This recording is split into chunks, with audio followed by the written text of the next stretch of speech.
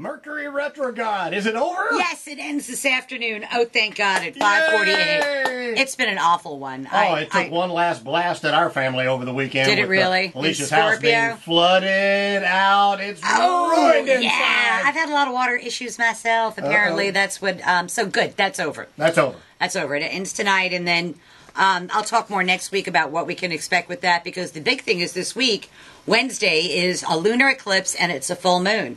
But it's the last lunar eclipse on the Sagittarius-Gemini axis, which is important because the eclipse axis, where that energy is, says where you are going to make conscious changes in your life and where you're going to make non-conscious emotional change or changes in your emotional life. So this eclipse, the first set of these eclipses, was December of 2010. So what we've been working on since December of 2010 through as we speak comes to be because of this last eclipse on Wednesday. So I thought I would tell people where they can expect that final finishing up to occur in their lives. Well, hit it and get it. Because we are now in the sign of Sagittarius. It's in their first house of their physical self versus their partners in communication. And Sagittarians have found that they absolutely cannot go it alone. Over the last 2 years, it's been very apparent to them that they need to work in conjunction with a partner. And that to give their partner a little more credit and to go in a partnership effort to make something happen, they'll have way more success than trying to do it individually. For Capricorns, it is a finishing up of 2 years worth of preparing for almost like a debut involving their job, their work. It's as though they had to take a step back, learn something new to then be able to apply it over the next 2 years or so. For Aquarians, it's about reaching a long-standing hope, wish, goal, or objective that requires a group effort rather than an individual one, because it's in their 11th house of hopes, wishes, goals, and objectives. And a group objective brings the Aquarian what they say that they want. For Pisces, they have been mulling over what do they do with their career for the last 2 years or so, since December of 2010.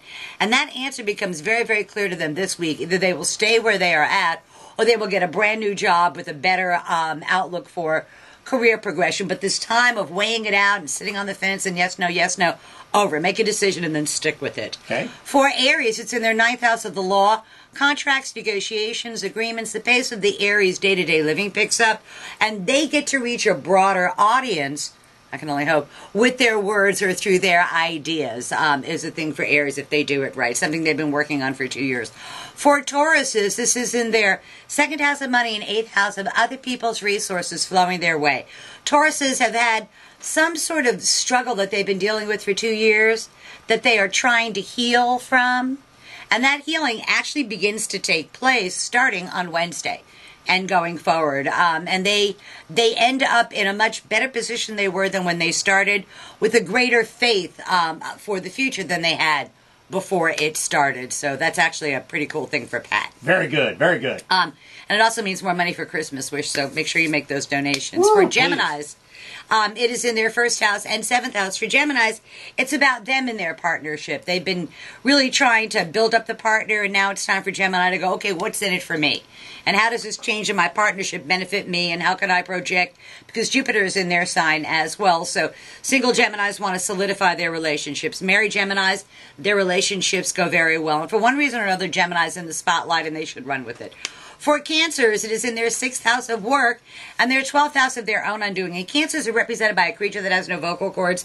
And if they don't say what it is that they want out of work, people will continue to take advantage of them. That the Cancer needs to put their own interests forward so they can be gratified. Are you listening, Bill Connolly? I know, I keep Tell telling Dean. Yeah, it's time. It's just time. 2 years of being in the background, long enough, you know. For Leos, this is the most fun time because they get the opportunity over the next couple of weeks or so to put into motion something that has been a child of their mind, a long-standing, I love this, hope, wish, goal, or objective, actually comes to be. And it's the byproduct of their creativity. This is a child of their mind, kind of like where Leos has said, you know, if I was in charge, I'd do this, this, or this, or if I had my druthers, I would do this, this, and this. And they actually get that opportunity, and it's the real deal. I'm looking forward to it. I am too. For Virgos, it's more about professional matters. Virgo has Gemini at the top of their chart, and Virgos love to find a way to do a job once, get paid for it a couple of times, and they actually get to achieve that hope, wish, goal, or objective over the next 2 weeks or so. For Libras, it's in their 9th house of the law. contracts, negotiations, agreements. Libras are going to have to pick up the pace of their day-to-day living. More is going to be asked of them, but there's financial remuneration in it for them as well. And all the struggles of the last 2 years that Libras have gone through fall by the wayside and are done. All of that struggle, because Libras really felt like for every step they took forward, they took 2 steps back, and now they get to move smartly forward with nothing hindering them.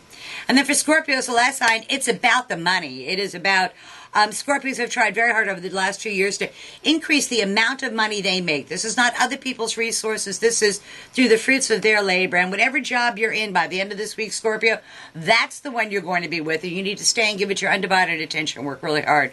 And financially, it will pay off for them. So that's tomorrow's news today for the 12 signs of the zodiac regarding the last eclipse, a lunar eclipse, Wednesday on the Sagittarius-Gemini axis. Now, we won't see it here in Tampa Bay. No, thank you. I never want to see eclipses, if you ask me. I'm always happy when they're someplace Somebody else. else's eclipse. Yeah, somebody else's eclipse. I think you'd see this one on the West Coast, though. I'm not sure. Okay. See you next week. Always a Thanks pleasure. for the good news. Yay. Mercury direct. Yay.